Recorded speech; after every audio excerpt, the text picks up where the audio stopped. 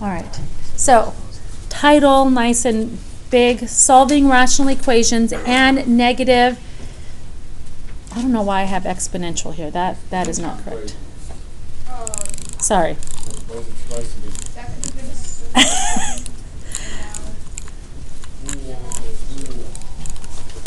Yeah, that was not supposed to. No, if I left it, that would have been really bad because that would be a much harder lesson. No, notice it says exponential equations. I think it was just negative equations.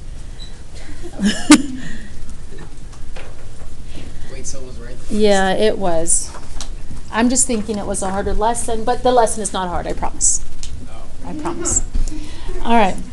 So, all right, the lesson is very similar to what we did on Friday. Yes. All right, so here I'm going to write it down. 14 over x minus 6 equals 1/2 plus 6 over x minus 8. All right, could I use cross multiplication on this problem? No. Are there times when we can? Yes. And this is not one of them, correct? Unfortunately. How can you tell that you're not able to? Because there's more than 2 factors. There's more than 2 terms here on the right side. Do you guys agree with that? Okay. Do you guys remember we talked last week about restrictions? Should we always find our restrictions first? Yes. Yes. Restrictions, another word for the restrictions are your domain. What are your restrictions in your domain? Your domain is all reals such that x does not equal a 6 or an 8. Now kids will say, oh, x can equal 0. In this particular problem, could x equal 0? Yes, the denominator can equal 0, but 0 minus 6 is not 0, it's negative 6. And 0 minus 8 is not 0, it's negative 8. So could x equal 0? Yes, the denominator cannot. So 6 would make this one 0, and 8 would make this one 0, so I cannot have those two numbers as a solution. Got it? All right, so we talked last week about different ways of doing it, and we decided as a class we wanted the easier way, which was to clear, right? And we clear a fractional equation the same way we clear a complex fraction. Good job. We clear a fractional equation the same way we would a complex fraction. So if it was a problem like this, would this be a clear problem? No, because it's missing what? An equal sign. If there's no equal sign in the problem, you cannot clear. This is just a regular adding the fraction multiplied by what's missing. But once it's an equation, once you have an equal sign, you're allowed to multiply by the common denominator and clear. Okay, I still have kids messing up on the denominator. Can I just throw like an x in front of here, make this x minus 2, and then try to multiply by a 3 so I get the 6? No, I can't just throw plus or minus things. I can multiply. Now I'll have kids say, well, they have an x in common. These two have an x in common. Do they have an x in common? They do not. This is one term, this is one term, this is one term, and none of these terms, I'm looking at my denominators, none of these terms have anything in common. X minus 6, a 2, and x minus 8. So your common denominator has it all. So what is our common denominator? 2x minus 48. What? Wait, no, You're a step ahead of me. You're foiling already. All right, 2 and then x minus 6, x minus 8. Do you guys see that? Yeah. 2, x minus 6, x minus 8. 2, x minus 6, and x minus 8. Let me put a little sloppy, sorry. Okay, here what happens with the x minus 6's? Cancel. Now we talked about this last week. If you wanted, could you first distribute the 2 and then distribute the 14? If you wanted. Sure.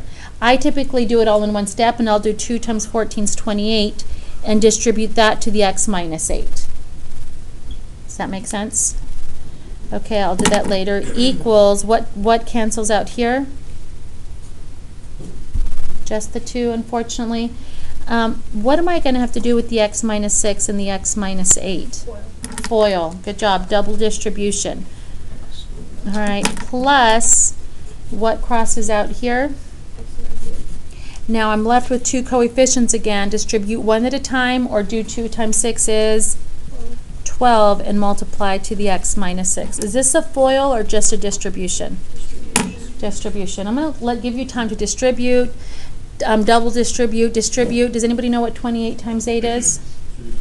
Thank you. 224 is correct. All right, I'll let you finish from there. Did you have that in your head, or you worked it out like on the side? It's in your head.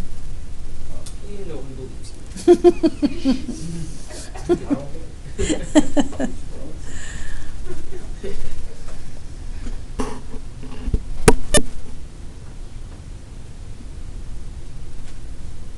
What's 12 times 6? 72. Oh. My bad, tired. All right. Check this step at least. You have 28x minus 224 equals x squared minus 14x plus 48 plus 12x minus 72. Now, I didn't show my work here for the FOIL method, and I think I talked to you guys about that. Is it okay if you do x squared minus 8x minus 6, 8 plus 48, and then combine? How many of you just do it all in one step like this? And is that okay as well? Yes, you do what works best for you. All right, combine your like terms. That's a high number, man. It is. X squared, what does this combine to? Minus 24? All right, there's an x squared here, and it's not going to cross out anywhere. Do you see there's no other x squared that's going to like subtract and cross out? Which means this is what type of problem? Set it equal to 0. Set it, thank you, set it equal to 0 so we can use the zero product property. All right, shall we move everything to the left or everything to the right? To the right. To the right, so the x squared stays positive. All right, so I'm going to subtract 28x and find its like term here. I'm going to add 224 and find its like term here. Gone and gone. Okay, what is that? X squared plus minus 30x plus 200. So is that what you were saying, that they're big numbers? Yeah. Isn't that the prettiest little problem? Now, I will tell you this. That's not even that bad. It's really not. If you think it's really not. If they look, don't think of all the factors of 200. Use the easiest factors. What are the easiest factors? 20 and 10. And would it work? Yes. Yes. This case, really.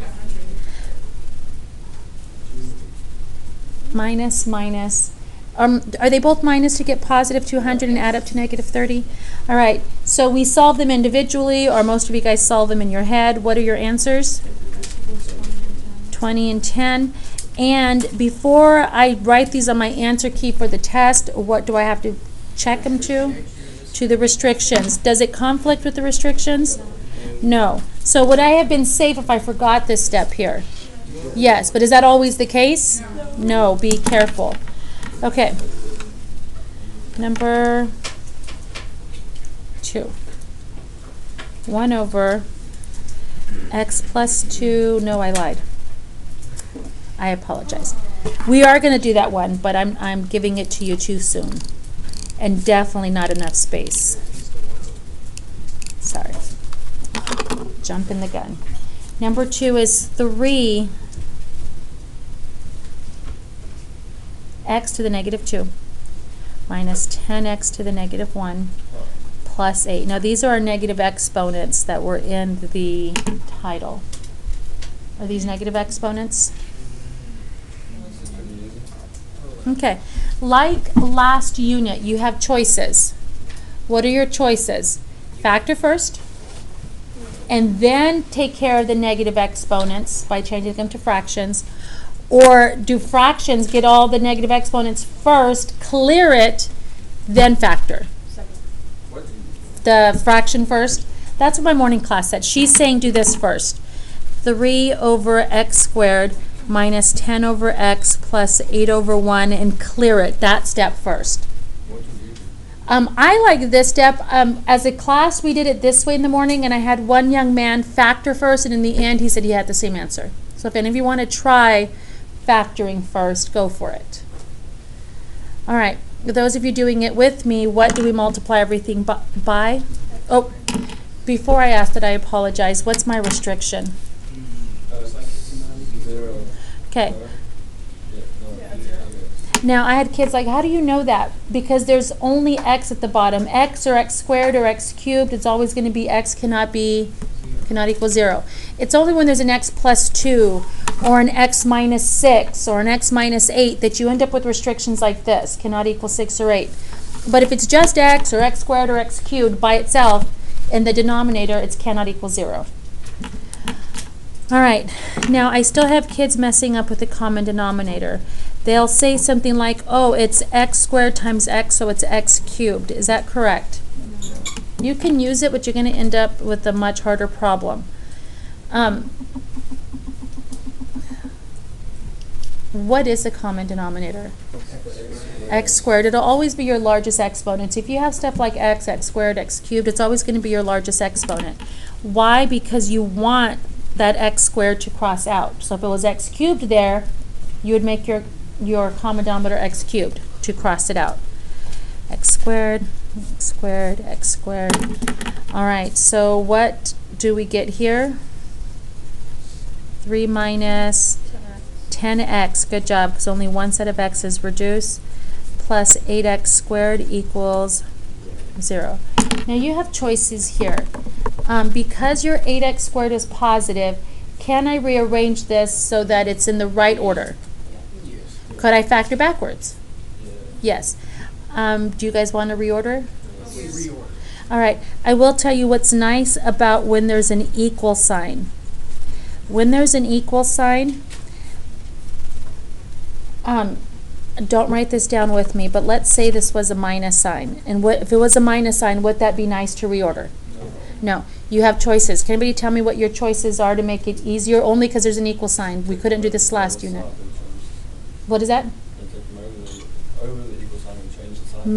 Move everything over. So add 8x squared, add the 10x and subtract the 3. Yes? Or multiply or divide both sides by negative 1. Right? Because 0 times negative 1 is still 0. So could you still use a zero product property? And then that would become positive, positive, negative. Does that make sense? Again, you don't have to. You could still factor backwards the way I've showed you guys, or make it positive and reorder. In this case, we don't have to worry about it because it was set up nicely. Double bubble. Do you want to use 8 and 1 or 4 and 2? 4 and 2. Okay, so 2x and 4x.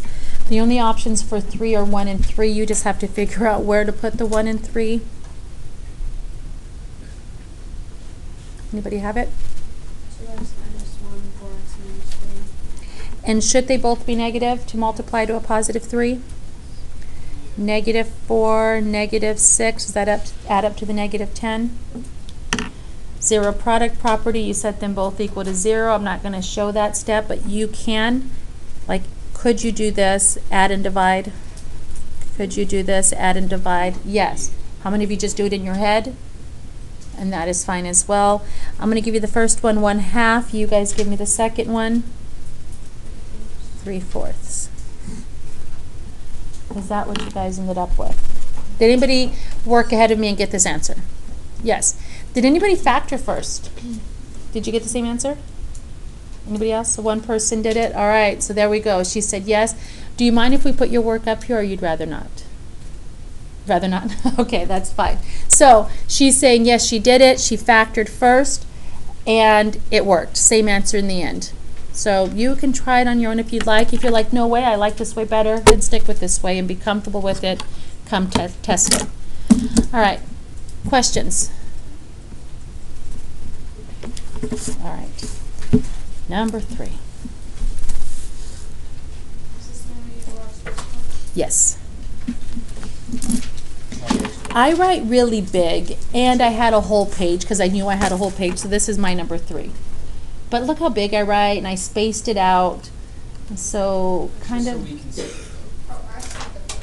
So if you write smaller than I would give yourself about half the page. All right, 1 over. x plus 2 quantity squared plus 1 over x plus 2 minus 6 equals 0. Okay, if I have any speedy Gonzaleses in this class that love to speed ahead of me, I ask that you put your brakes on for this problem and please do not speed ahead of me. And there is a reason. It's not just because I want you working with me. There is a reason. So please do not speed ahead. Write it down, and I want to talk. First thing I would like to make note is that this is on the test. Now, kids, I've said it before. Does that mean none of the other ones that I didn't mark, or they're not on the test? No. This is one that kids typically struggle with. It's one of the harder ones. Kids miss it every year. So you should be highlighting, marking. How many of you guys marked it on the last unit when I told you and used it to study? You should be. You mark it, you use it to study, and like, okay, those are the problems I need to go over. All right. Does it look any different? Just looking at it. You guys agreed it looks no different from what we've done so far. There's an equal sign. Oh, there's the equal sign. There's fractions. I'm going to put this over 1. And I'm going to find my restriction. I only have one restriction. What is it? Do you agree? 0 here and 0 squared here is still 0. Right, so x cannot equal negative 2. All right, so I multiply everything by my common denominator. Is my common denominator x plus 2 or x plus 2 squared? Squared. It's just like the x and x squared and x cubed. These two have the same base, so you use the larger exponent. Again, please don't work too far ahead. You might be thinking, oh, this isn't bad. I'm just going to do it on my own. There's a reason I'm trying to tell you to wait. Okay.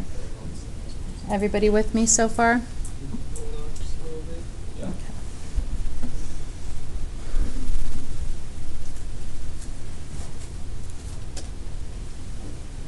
All right. What's nice about this one? Crosses out. 1 plus, everything crosses out or just one set? One set. Now I'm going to purposely write it like this.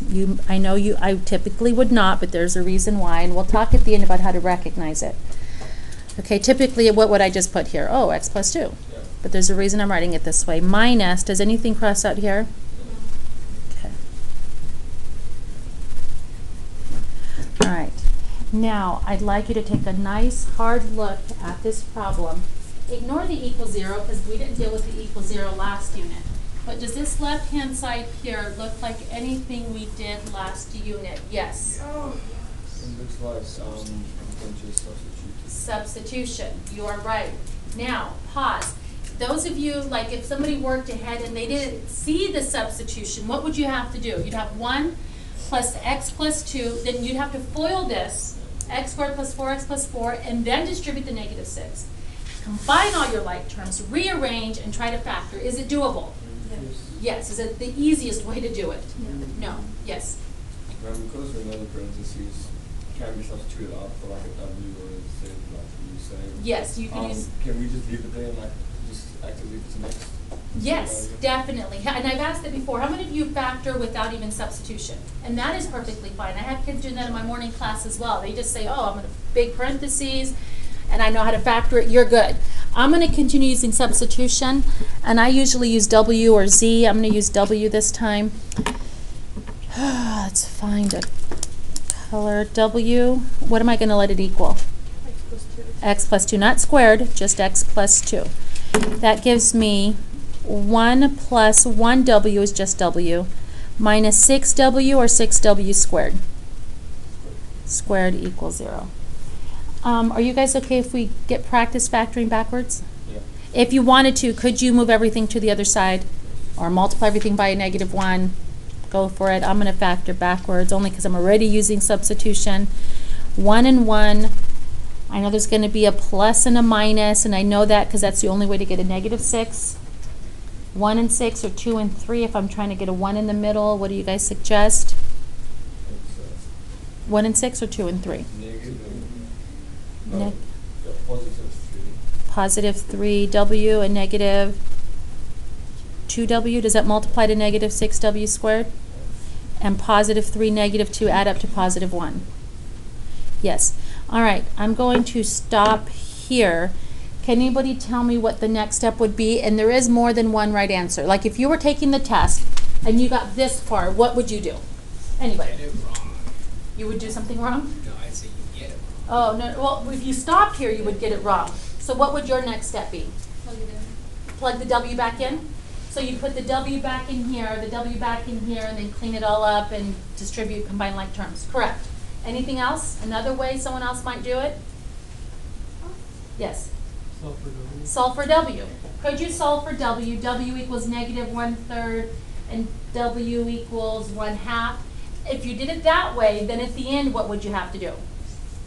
Plug the W back in.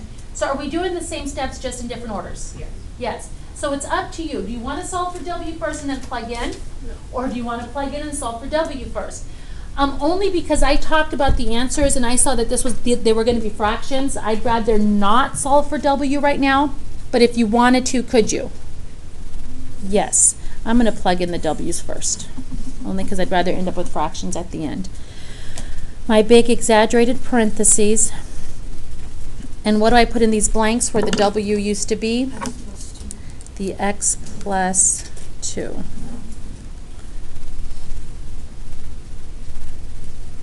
All right, and I can't just drop them because what do I have to distribute here?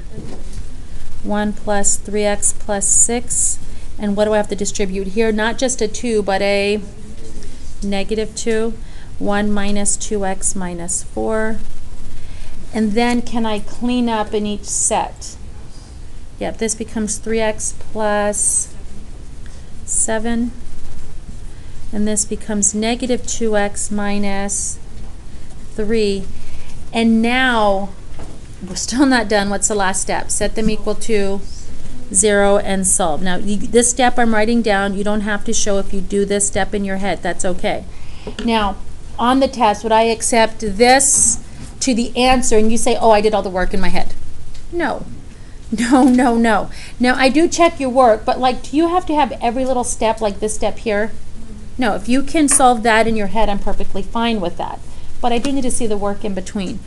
All right, what do we get as our answers? This is negative 7/3, and this is positive or negative 3/2. Make sense? Okay, I would like us to do one thing with this problem before we wrap this up. Any questions first on any one of the steps? If I covered this, gave you the same problem, could you replicate what we just did?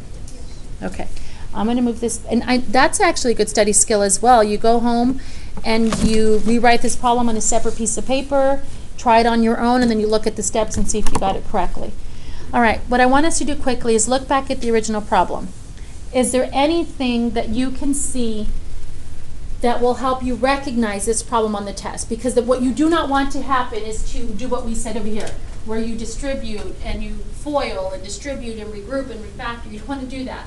So what can you recognize from the beginning that will help you recognize what kind of problem it is on the test? Anybody? Denominator is what? I think because it's like a squared and then a regular version of that squared and then like just a number without any of that. Okay, so she's saying It kind of looks point like here. the formula. All right, so she's saying a number without anything, and then these two have the same base, 1 to the first power and 1 to the second power. Is that what you're saying? Yeah. Same thing, except one is squared, one is not, and then something without. That is correct. Do you guys see that?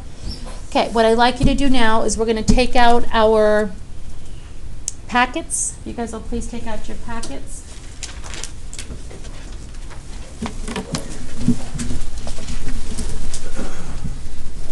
And I'd like you to look, and we are changing the assignment tonight, so I do need your packets out.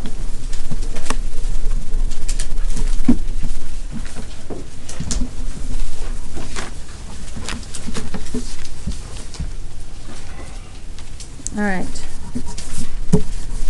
Do you need one? I need this. Oh, but yours. Yeah. Thank you. You're welcome. All right. Everybody looking? All right. What I'd like you to do right now is on this worksheet, I'd like you, this is our assignment tonight, I want you to glance through and see if you can recognize the ones that are like the ones we just did, where we end up using substitution at the end. There's at least, I'm not going to tell you, I'll let you find them. Circle them. Go ahead and write on the paper, circle the ones that look very similar to the ones we just did. Go.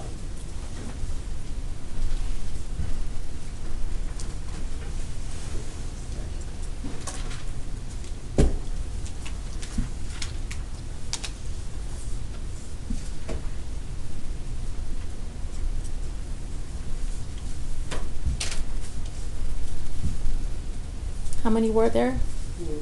4. Can you guys give them to me? 10, 11, 12, and 13. Do you guys see it? X plus 2 squared, nothing at the bottom. X plus 1 squared, nothing at the bottom. Do you guys see the pattern? Minus 5 squared. 2x minus 5, 2x minus 5 squared. So are these the ones that you're going to treat just like that last problem we did in notes? Yes, so make sure you're keeping an eye out for those. All right, we ready to write down the new assignment? We are going to do odd, but I want all of these. So which 2 would we have to add on? 10 and 12. So your homework tonight is odd, adding 10 and 12. And I think that's pretty fair. All right. Okay, so here's what we're going to do. I'm going to go over homework questions from last night. If you have absolutely no homework questions, or I'm not on your homework question, what should you be working on? Today's assignment on a separate piece of paper, of course. All right.